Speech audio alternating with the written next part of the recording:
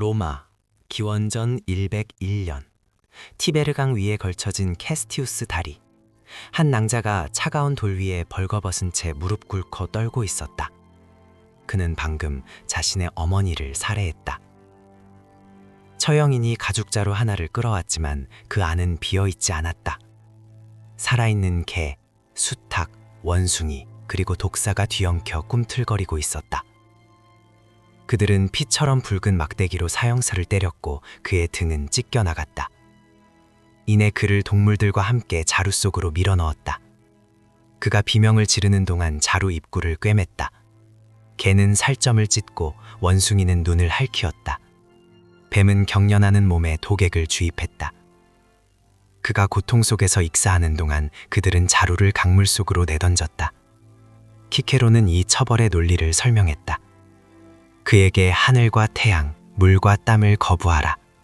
생명을 준 이를 죽인 자는 생명의 근원인 모든 것을 빼앗겨야 할지니. 개는 파렴치함을, 수탉은 오만함을, 원숭이는 악의를, 독사는 증오를 상징했다. 그의 시신은 묻히지 않을 것이며 영혼은 평화를 찾지 못할 것이었다. 이것이 포에나 쿨레이, 자루 형벌이었다. 이는 허구가 아니다. 로마의 가장 오래된 법전, 기원전 450년의 12표법에도 기록되어 있다. 그러나 자루 형벌은 단지 시작일 뿐이었다. 로마는 몸과 영혼, 그리고 때로는 희생자들의 기억마저 파괴하도록 고안된 12가지의 완벽한 고문 방법을 만들어냈다. 이는 콜로세움의 검투사 이야기와는 달랐다. 오늘 여러분은 반역자, 탈영병, 그리고 순결을 잃은 베스타 여사제들을 위해 예비된 경기장 밖에서의 로마의 처벌을 목격할 것이다. 당신의 역사 선생님이 결코 언급하지 않았고 할리우드가 감히 보여주지 못했을 진실들 말이다. 단순한 죽음으로는 로마에게 충분치 않았다. 모든 고문은 특정 메시지를 전달하도록 설계되었다. 범죄가 처벌을 결정했고 처벌은 잊을 수 없는 것이어야 했다. 철학자 세네카는 처형을 목격한 후 나는 인간들 사이에 있었으므로 더욱 탐욕스럽고 더욱 잔인하고 더욱 비인간적으로 변하여 집으로 돌아온다고 썼다. 이것은 정의가 아니었다. 인간의 살점으로 쓰여진 선전이었다. 이제 로마를 배신한 자들이 어떻게 처형되었는지부터 시작해보자. 도시의 심장부에 있는 절벽 꼭대기, 타르페이아 바위는 카피톨리누스 언덕에 약 24m 높이로 솟아있었다. 그곳은 로마 포럼을 내려다보고 있었다. 로마인들에게 이곳보다 더 상징적인 죽음의 장소는 없었다. 이 바위는 도시 초기 로마를 사비니족에게 배신했던 여인 타르페이아의 이름을 따서 명명되었다. 그녀는 황금 팔찌를 대가로 성문을 열었으나 병사들은 그녀를 방패 아래 깔아 죽였다. 이는 로마에게 배신의 대가에 대한 첫 번째 교훈을 주었다. 그 순간부터 타르페이아 바위는 반역자들의 처형 장소가 되었다. 절차는 잔인할 정도로 간단했다. 사형수는 절벽 끝으로 끌려갔고 아래에는 군중이 모여들었다. 아무런 의식 없이 벼랑에서 던져졌다. 그들의 몸은 포름이 잘 보이는 바위에 부서졌고 이는 국가를 배신한 자들에게 무엇이 기다리는지를 모든 로마 시민에게 생생하게 상기시켜 주었다. 반역자들은 사로의 중심에서 내던져졌고 그들의 부서진 몸은 시민들이 볼 수 있는 곳에 남겨져 적절한 매장을 거부당했다. 따라서 사후 세계의 평화도 부정되었다. 그러나 타르페이아 바위는 로마 시민을 위한 것이었다. 노예, 외국인, 그리고 최하층 범죄자들을 위해 로마는 훨씬 더 길고 고통스러운 무언가를 고안해냈다. 십자가형은 너무 잔인하여 로마 시민들은 법적으로 면제되었다. 이 형벌은 로마가 인간의 존엄성 아래에 있다고 여긴 자들, 즉 노예, 해적, 반란군, 국가의 적들을 위해 예비되었다. 사형수는 먼저 벌거벗겨진 채 뼈와 금속 조각이 박힌 채찍으로 등이 알아볼 수 없을 정도로 채찍질당했다. 그리고 십자가의 가로들보를 짊어지고 거리들을 지나 처형장으로 끌려갔다. 그 무게에 짓눌려 쓰러지는 동안 군중은 그를 비웃고 침을 뱉었다. 처형인들은 손목과 발에 쇠못을 박거나 밧줄로 희생자를 묶었다. 십자가가 세워지면 사형수는 죽을 때까지 방치되었다. 죽음은 천천히 찾아왔는데 보통 희생자가 숨을 쉬기 위해 몸을 밀어 올리려 애쓰면서 생기는 탈진과 질식 때문이었다. 이 과정은 몇 시간, 때로는 며칠이 걸리기도 했다. 로마 처형인들은 고통을 연장하기 위한 기술들을 개발했다. 가장 악명 높은 대규모 십자가형은 기원전 71년 스파르타쿠스의 노예 반란 진압 후에 발생했다. 크라수스 장군은 약 6천 명의 반란군을 로마에서 카푸아로 이어지는 아피아 가도변의 십자가형에 처할 것을 명령했다. 200km에 걸쳐 여행자들은 수천 명의 죽어가는 남자들을 지나쳐야 했다. 그들의 고통은 숙련된 처형인들에 의해 의도적으로 연장되었다. 이 메시지는 분명했다. 이것이 로마에 대항하여 무기를 든 자들의 운명이다. 십자가형이 외부의 적을 처벌하는 방식이었다면 로마는 전투에서 실패한 자국 병사들을 위해 똑같이 끔찍한 무언가를 개발했다. 그리고 이 처벌은 형제가 형제를 죽이도록 강요했다. 데키마티오, 즉 10분의 1형. 이 단어 자체는 10분의 1을 취하다 라는 의미의 라틴어 데키메레에서 유래했다. 군단이 전투에서 비겁함이나 치명적인 실패를 보였을 때 그들은 심리적 파괴를 극대화하도록 고안된 집단 처벌에 직면했다. 그 과정은 체계적이고 무자비했다. 병사들은 10명씩 그룹으로 나뉘었다. 각 그룹은 제비를 뽑았고 가장 짧은 제비를 뽑은 병사는 그의 9 동료들에 의해 몽둥이와 돌로 몽둥이질 당해 죽었다. 처형인이 아니라 바로 그의 전우들에 의해서였다. 백인대장은 이것을 어떤 병사도 2번 다시 필요로 하지 않는 피로 쓰인 교훈이라고 묘사했다. 생존자들은 요새 밖에서 진을 치고 밀 대신 보리만으로 연명해야 했다. 이는 그들이 불명예스러운 자들임을 나타냈다. 기원전 71년 무미우스 휘하의 군단이 명령을 어기고 패배했을 때 크라수스는 이 고대 형벌을 부활시켰다. 그날 500명의 남자들이 동료들의 손에 죽었고 그들의 비명은 남은 군단들에게 교훈이 되어 진영을 가로질러 울려 퍼졌다. 일부 병사들은 동료를 죽이는 일에 참여하느니 차라리 스스로 목숨을 끊는 것을 택했다고 전해진다. 그러나 10분의 1형이 아무리 끔찍할지라도 10명 중 9명의 병사에게는 생존의 기회를 주었다. 개별적인 군사적 실패에 대해 로마는 도피할 기회가 없는 무언가를 고안했다. 퓨스투아리움, 즉 곤봉형은 보초를 버리거나 무기를 잃거나 전투에서 개인적인 비겁함을 보인 병사들을 기다리고 있었다. 사형 선고를 받은 병사는 그의 군단 앞에 끌려 나왔다. 그가 섬겼던 모든 남자들은 다음을 목격해야 했다. 트리부누스가 그를 곤봉으로 가볍게 건드리자 모든 병사들이 곤봉과 돌을 들고 그에게 달려들었다. 이 형벌은 너무나 큰 공포를 불러일으켜 적과 마주하는 것보다 동료들의 손에 죽는 것이 더 두려워졌다고 기록되었다. 대중적인 성격이 중요했다. 이는 병사들이 살인에 참여하도록 강요하여 그들을 공범으로 만들었다. 그러한 잔혹함을 목격하거나 직접 행한 후 그들은 결코 스스로 탈영을 고려하지 않을 것이었다. 잠시 멈춰 우리가 지금까지 다룬 내용을 생각해보자.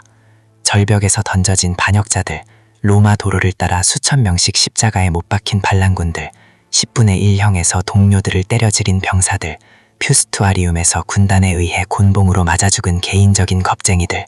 우리는 겨우 4가지 방법에 불과하다. 이 처벌들 중 어떤 것이 가장 충격적인가? 우리는 겨우 4가지 방법에 불과하다. 이 처벌들 중 어떤 것이 가장 충격적인가?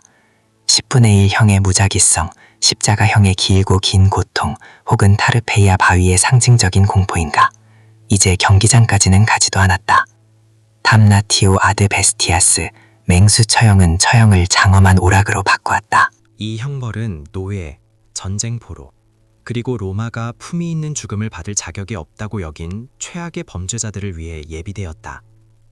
콜로세움의 지하 통로인 히포게움에는 32개의 동물우리와 80개의 수직갱도가 있었다. 덤모는 맹수와 사형수를 마치 마법처럼 경기장에 나타나게 하여 관객들의 흥분을 고조시키는 연극적인 등장을 만들어냈다. 이 잔인한 연극은 종종 신화 속 장면을 재현하는 방식으로 진행되었다. 어떤 범죄자는 전설 속 시인 오르페우스로 분장하고 리라를 든 채 경기장에 보내져 그의 음악이 야수를 달랠지도 모른다는 기대를 품게 했다. 잠시 동안 동물들은 잠잠해 보였을 것이다. 이 예상치 못한 평화는 군중의 기대를 더욱 고조시켰다. 그러다 예상치 못한 순간 굶주린 곰 한 마리가 풀려나 그를 물어뜯어 죽였다. 이는 아름다운 신화의 기괴하고 끔찍한 패러디로 관중들을 열광의 도가니로 몰아넣었다. 트라이아누스 황제가 107년의 다키아 승리를 기념했을 때 경기는 무려 123일 동안 지속되었다. 11,000마리가 넘는 동물들이 수천 명의 사형수 및 전쟁 포로들과 함께 잔인하게 죽임을 당했다. 사자들은 며칠 동안 굶겨져 극도의 광난 상태로 몰아넣어졌다. 곰들은 뜨거운 쇠꼬챙이로 찔려 이성을 잃고 맹목적인 분노 속에서 날뛰게 만들었다. 맹수가 희생자를 빠르게 덮칠지 아니면 고통스러운 유희를 즐길지 모르는 예측 불가능성은 관중들을 더욱 열광하게 만들었다. 남자들이 처참하게 찢겨나가는 동안 군중은 거친 함성과 함께 환호했다. 경기장 곳곳에서는 상인들이 와인과 간식을 팔았고 순진한 아이들은 부모의 어깨 위에서 이 모든 잔혹한 광경을 눈으로 담았다. 사람들은 각 희생자가 죽기 전 얼마나 오래 비명을 지를지에 대해 피해 내기를 걸었다. 이것은 로마 시민들의 평범한 점심시간 오락이었다. 마찬가지로 연극적이었지만 어쩌면 더 끔찍했던 것은 비비크레마티움, 즉 산채로 불태우는 형벌이었다. 이 형벌은 종교적인 중요성을 띠었다. 로마인들은 불이 특정 범죄의 오염을 정화한다고 믿었기 때문이다. 네로 황제는 64년 로마 대화제 이후 기독교인을 박해하는 동안 불태우는 처형을 공연 예술로 승화시켰다. 그의 처형인들은 희생자들을 왁스나 역청으로 코팅하여 더 느리고 밝게 타도록 만들었다. 이는 고통을 연장하는 동시에 더 나은 조명을 제공했다. 밤의 어둠 속에서 인간의 고통은 잔혹한 조명으로 변모했다. 타키투스는 그의 연대기에서 그 충격적인 장면을 묘사했다. 온갖 종류의 조롱이 그들의 죽음에 더해졌다. 맹수의 가죽을 뒤집어 쓴 채 개들에게 찢겨 죽거나 십자가에 못 박히거나 불길에 던져져 밤의 등불 역할을 했다. 인간 횃불로 알려지게 된 이 희생자들은 네로 황제가 전차를 모는 동안 그의 정원을 밝혔다. 그는 처형인, 열광적인 관객, 그리고 광기 어린 공연자의 역할을 동시에 수행하며 제국 통치의 어두운 면모를 여실히 드러냈다.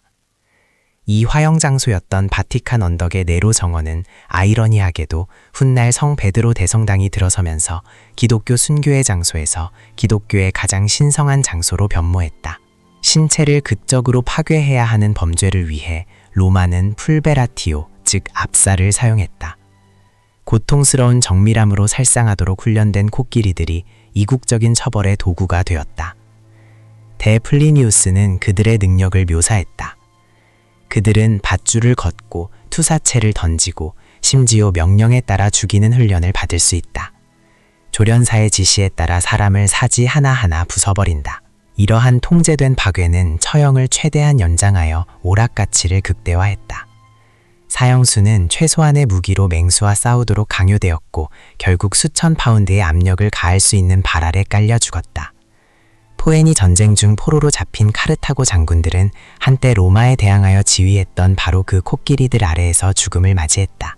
어떤 죄수들은 적의 갑옷을 입고 전투에서 특정 색깔을 공격하도록 훈련된 코끼리들이 로마 군사 승리를 축소 재현하도록 했다. 작가 아엘리아는 극적으로 잘못된 한 처형을 기록했다. 한 코끼리가 한때 자신의 조련사였던 사형수를 죽이기를 거부하고 대신 항의의 나팔을 불었다. 이 동물의 충성심에 감동한 군중은 그 남자의 사면을 요구했고 클라우디우스 황제는 마지못해 이를 허락했다. 이는 처형조차도 때로는 예상치 못한 자비를 낳을 수 있음을 보여주었다. 그러나 로마가 진정으로 지우고 싶어 했던 이들에게는 육체적인 죽음만으로는 불충분했다. 그들은 더 근본적인 무언가를 파괴해야 했다. 바로 기억 그 자체였다. 밤나티오 메모리아이, 기억에 대한 선고는 로마인들이 죽음보다 더 두려워했던 것, 즉 망각을 강타했다. 원로원이 이 형벌을 선포했을 때 그들은 사형수의 존재를 역사에서 체계적으로 지우도록 명령했다. 동상은 파괴되거나 새로운 얼굴로 다시 조각되었다. 이름은 비문에서 지워졌다. 유언장은 무효화되었다. 심지어 그 사람의 이름을 언급하는 것조차 불법이 될 수 있었다. 시인 호라티우스는 나는 완전히 죽지 않을 것이다 라고 쓰며 그의 작품이 자신보다 오래 살아남기를 바라는 로마인들의 유산에 대한 집착을 보여주었다. 밤나티오 메모리아이는 바로 이러한 희망을 소멸시키려 했다. 도미티아누스 황제는 96년 암살된 후 이 운명을 맞았다. 원로원은 그의 동상을 파괴하거나 제작하고 공공기념물에서 그의 이름을 긁어내고 그의 주화를 녹이도록 명령했다. 관리들은 그의 존재 흔적을 모두 제거하기 위해 세심하게 작업했다. 마치 그가 로마를 통치한 적이 없는 것처럼 말이다. 오늘날 로마 포럼에서 도미티아누스의 이름이 새겨진 비문들은 의도적인 훼손의 명확한 증거를 보여준다. 역설적으로 우리는 지워진 이들의 존재를 바로 그들을 제거하려는 노력이 너무나 철저하여 주목할 만했기 때문에 알게 된다. 눈에 띄는 부재 자체가 하나의 존재가 된 것이다. 이제 우리는 우리가 시작했던 곳으로 돌아가지만 이제는 다른 형벌들의 모든 공포를 목격한 후 그 의미가 더욱 깊어진 채로 말이다. 포에나 쿨레이, 즉 자루 형벌은 거의 전적으로 존속 살인범들에게 적용되었다. 로마인들에게 이 범죄는 가족과 조상에게 져야 할 신성한 의무인 피에타스를 궁극적으로 배신하는 행위이자 사회 질서의 근간을 뒤흔드는 가장 극악한 죄악으로 여겨졌다. 이 의식은 로마의 초기 법전인 12표법의 고대 기원을 두고 있었다. 사형수는 먼저 피 묻은 막대기로 매를 맞은 다음 4마리의 상징적인 동물, 즉 파령치함을 상징하는 개, 오만함을 상징하는 수탉, 악의를 상징하는 원숭이, 그리고 독한 증오를 상징하는 독사와 함께 가죽자루에 꿰매어졌다. 이 섬뜩한 조합은 티베르강이나 바다에 던져졌다. 이 형벌은 사형수가 창조의 근본적인 요소들과 접촉하는 것을 거부했다. 매장을 위한 흙도, 숨쉴 공기도, 마실 물도 없었다. 자루에 봉인되는 순간부터 태양의 빛으로부터 상징적으로 격리되었다. 키케로는 유명한 존속살인 사건을 변론하며 그 철학을 설명했다. 그들은 그가 하늘, 태양, 물 또는 땅을 가질 수 없기를 원한다. 그리하여 자신의 생명을 준 자를 죽인 자는 모든 생명체가 생명을 얻는 그 모든 것들을 박탈당해야 한다. 이 형벌은 사형수에게 죽음 속에서 기괴한 새로운 사족을 만들어 주었다. 그가 배신했던 존경받던 조상들 대신 맹수들과 영원히 갇히게 된 것이다. 포에나 쿨레이가 로마의 전통에서 비롯된 반면 스카피즘은 로마인들이 페르시아인들로부터 채택하여 자신들의 목적에 맞게 변형시킨 고문 방식이었다. 이는 공동체 전체를 위험에 빠뜨린다고 여겨지는 범죄, 즉 종교적 장소에 대한 신성모독이나 군사 기밀 유출 등에 사용되었다. 사형수는 벌거벗겨진 채 두 척의 배 또는 속이 빈 통나무 사이에 머리, 손, 발만 내민 채 고정되었다. 그들은 심한 설사를 일으킬 때까지 우유와 꿀을 강제로 먹여줬다. 그리고 노출된 피부에는 곤충을 유인하기 위해 꿀이 발라졌다. 고여있는 연못에 떠있는 채 움직일 수 없고 자신의 배설물로 뒤덮인 채 사형수는 산채로 곤충들에게 천천히 먹혔다. 이 끔찍한 과정에서 죽음은 몇 주가 걸릴 수도 있었다. 부패하는 시신에서 풍겨오는 악취는 주변을 진동했고 곤충들은 살점을 갉아먹으며 희생자의 생명을 서서히 앗아갔다. 로마 역사가 플루타르코스는 이 방법으로 처형된 미트리다테스라는 병사의 비극을 묘사하며 그가 무려 17일 동안이나 죽음이 찾아오기 전에 살아남았다고 기록했다. 이는 인간이 견딜 수 있는 고통의 한계를 넘어서는 것이었다. 스카피즘의 단순한 위협만으로도 충분한 경우가 많았다. 270년에 아우렐리아누스 황제가 반란을 일으킨 팔미라의 제노비아 여왕을 사로잡았을 때 그는 그녀를 이 운명으로 위협했다. 평소 완고했던 여왕은 그러한 공포 대신 편안한 망명을 택하며 즉시 로마의 권위에 복종했다. 불은 항상 정화자와 파괴자라는 이중적인 상징성을 지녔다. 로마인들은 이러한 이중성을 모르스 페르 이그넴 렌툼, 즉 천천히 불태워 죽이는 형벌에 활용했다. 단순히 화형대에서 불태우는 것이 비교적 빨리 고통을 끝낼 수 있었던 것과 달리 이 형벌은 신중한 온도 조절을 통해 고통을 의도적으로 연장했다. 사형수는 청동 황소 안에 갇히거나 낮은 불꽃 위에 매달려 점차적으로 구워지거나 끓는 기름에 부분적으로 담가지기도 했다. 157년 현대 리옹 지역인 로마 식민지 루그두눔에서 기독교 순교자 블란디나는 대중 오락의 일환으로 신중하게 조절된 불꽃 위 철의자에 앉아 구워졌다. 목격자들은 그녀가 고통의 대부분 동안 의식을 유지하고 말을 했다고 기록했다. 법률가 울피아누스는 화형을 수마레시아, 즉 궁극적인 처벌로 분류했고 특히 방화범, 독살자, 마술사에게 권장했다. 아마도 가장 심리적으로 끔찍했던 것은 서원을 어긴 베스타 여사제들을 위한 형벌이었다. 생매장이었다. 절차는 정교하고 깊은 상징성을 띠었다. 사형 선고를 받은 여사제는 장례 복장을 하고 덮인 가마에 실려 콜리나 문 근처에 캠푸스 스켈레라투스, 즉 죄악의 들판으로 옮겨졌다. 그곳에서 그녀는 최소한의 음식, 물, 램프, 그리고 침대가 갖춰진 작은 지하방에 배치되었다. 이러한 비축물은 중요한 법적 허구를 제공했다. 기술적으로 로마는 베스타 여사제를 처형하는 것이 아니라 그녀가 자연적으로 죽을 조건을 만들어냄으로써 신성한 여사제를 직접 해치는 것으로부터 오는 신성보독을 피하고자 했다. 이 방에 봉인되면 베스타 여사제는 스스로 목숨을 빨리 끊을지 아니면 절대적인 어둠 속에서 굶어 죽는 느린 죽음을 견딜지 선택해야 했다. 희망도 빛도 없는 그곳에서 고독과 공포만이 그녀를 감쌌다. 가장 유명한 희생자는 91년 도미티아누스 황제에 의해 유죄 판결을 받은 수석 베스타 코르넬리아였다. 그녀는 자신의 무죄를 주장했음에도 불구하고 처형되었다. 젊은 플리니우스는 그녀가 살아있는 무덤으로 끌려갈 때 방으로 내려가는 사다리에 드레스가 걸렸을 때조차 완벽한 존엄성을 유지했다고 기록했다. 처형인이 손을 내밀었을 때 그녀는 마치 오염이라도 피하듯이 몸을 움츠려 들었다. 그녀는 마지막 순간까지도 순결을 지키려 했다.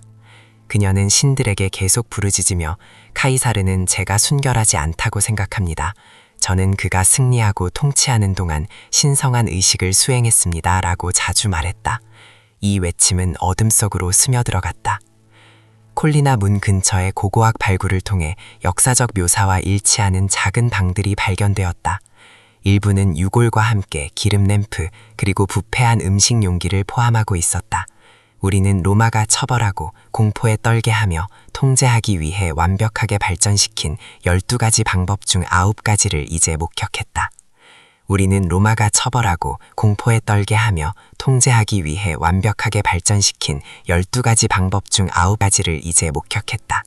절벽에서 던져진 반역자들, 로마 도로를 따라 수천 명씩 십자가에 못 박힌 반란군들, 10분의 1형에서 동료들을 때려 죽인 병사들, 퓨스토아리움에서 군단에 의해 곤봉으로 맞아 죽은 개인적인 겁쟁이들, 오락을 위해 맹수에게 찢겨 죽은 범죄자들, 인간 횃불로 불태워진 이교도들, 코끼리 발 아래 짓밟힌 적들, 기억 자체가 역사에서 지워진 이들, 독이 있는 동물들과 함께 자루에 꿰매어진 존속 살인범들. 그리고 이제 우리는 3가지 남아있는 최악의 형벌들을 이야기할 차례다. 로마인들이 인간의 고통을 얼마나 철저하게 연구하고 적용했는지에 대한 증거들이다. 10번째 형벌은 바로 모르스 페르 이그넴 렌툼, 즉 서서히 불태워 죽이는 형벌이다. 앞서 잠시 언급했지만 이는 단순한 화형이 아니었다. 로마인들은 불의 파괴적인 힘과 정화의 상징성을 동시에 활용하여 희생자가 극심한 고통 속에서 천천히 죽어가도록 만들었다. 단순한 화형이 때로는 빠르게 고통을 끝낼 수 있었던 것과 달리 이 형벌은 섬세한 온도 조절을 통해 고통을 의도적으로 연장했다. 사형수는 청동 황소 안에 갇히거나 낮은 불꽃 위에 매달려 점차적으로 구워지거나 끓는 기름에 부분적으로 담가지기도 했다. 이는 마치 살아있는 존재를 천천히 요리하는 것과 같았다. 육체의 세포들이 서서히 파괴되고 신경계가 고통으로 폭발하는 과정이 최대한 길게 유지되었다.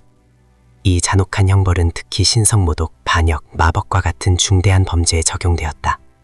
이들은 단순한 죽음이 아니라 불을 통한 철저한 정화와 사회에 대한 강력한 경고가 필요하다고 여겨졌다. 157년 로마 식민지 루그두눔, 즉 현대의 리옹 지역에서 기독교 순교자 블란디나는 대중 오락의 일환으로 신중하게 조절된 불꽃 위 철의자에 앉아 구워졌다. 목격자들은 그녀가 고통의 대부분 동안 의식을 유지하고 말을 했다고 기록했다. 그녀의 비명은 고통으로 일그러졌지만 그녀의 말은 신념으로 가득 차 있었다. 이는 고통이 영혼을 파괴하려는 시도였지만 오히려 어떤 이들에게는 그 신념을 더욱 공고히 하는 계기가 되기도 했다. 법률가 울피아누스는 화형을 숨마레시아, 즉 궁극적인 처벌로 분류했고 특히 방화범, 독살자, 마술사에게 권장했다. 불은 죄악을 태워 없애고 그 잔재마저 사라지게 한다는 믿음 때문이었다. 11번째는 스카피즘이었다. 이 고문 방식은 로마인들이 페르시아인들로부터 채택하여 자신들의 목적에 맞게 변형시킨 것이었다. 이는 공동체 전체를 위험에 빠뜨린다고 여겨지는 범죄, 즉 종교적 장소에 대한 신성모독이나 군사기밀 유출 등에 사용되었다. 사형수는 벌거벗겨진 채 두 척의 배 또는 속이 빈 통나무 사이에 머리, 손, 발만 내민 채 고정되었다. 그들은 심한 설사를 일으킬 때까지 우유와 꿀을 강제로 먹여줬다. 그리고 노출된 피부에는 곤충을 유인하기 위해 꿀이 발라졌다. 고여있는 연못에 떠있는 채 움직일 수 없고 자신의 배설물로 뒤덮인 채 사형수는 산채로 곤충들에게 천천히 먹혔다. 이 끔찍한 과정에서 죽음은 몇 주가 걸릴 수도 있었다. 부패하는 시신에서 풍겨오는 악취는 주변을 진동했고 곤충들은 살점을 갉아먹으며 희생자의 생명을 서사히 앗아갔다.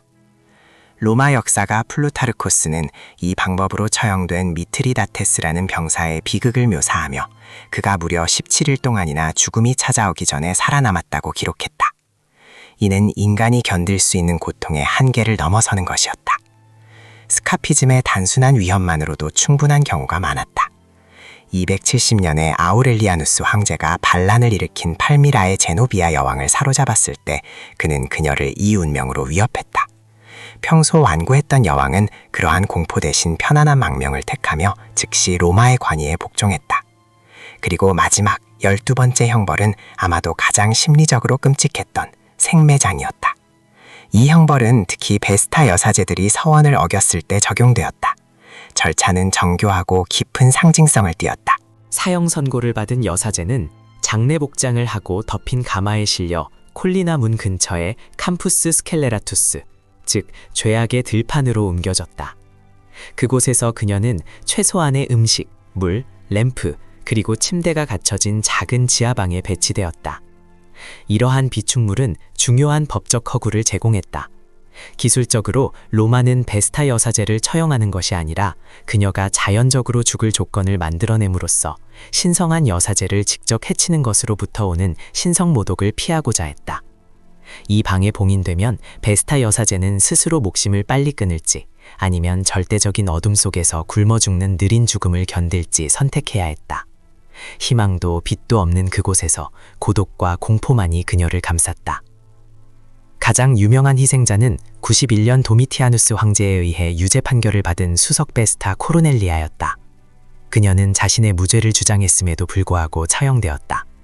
젊은 플리니우스는 그녀가 살아있는 무덤으로 끌려갈 때 방으로 내려가는 사다리에 드레스가 걸렸을 때조차 완벽한 존엄성을 유지했다고 기록했다.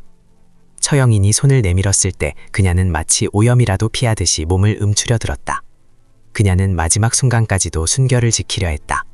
그녀는 신들에게 계속 부르짖으며 카이사르는 제가 순결하지 않다고 생각합니다. 저는 그가 승리하고 통치하는 동안 신성한 의식을 수행했습니다. 라고 자주 말했다. 이 외침은 어둠 속으로 스며들어갔다. 콜리나 문 근처의 고고학 발굴을 통해 역사적 묘사와 일치하는 작은 방들이 발견되었다. 일부는 유골과 함께 기름 램프 그리고 부패한 음식 용기를 포함하고 있었다. 세네카소는 한때 이렇게 말했다. 처벌을 가하는 것을 직업으로 삼는 자는 처벌한 것에서 기쁨을 찾기보다 처벌하는 것 자체에서 기쁨을 찾으려 애쓴다. 아마도 이 성찰 속에 로마의 가장 어두운 진실이 있을 것이다. 이러한 정교한 형벌들이 정의를 넘어서는 목적에 기여했다는 사실 말이다. 오늘날 콜로세움은 인간공학의 기념비로 서 있다. 관광객들은 그 아치들을 사진 찍고 그 규모에 경탄한다. 그들은 기념품을 사고 한때 5만 명이 피를 갈망하며 비명을 질렀던 곳에서 사진을 찍는다.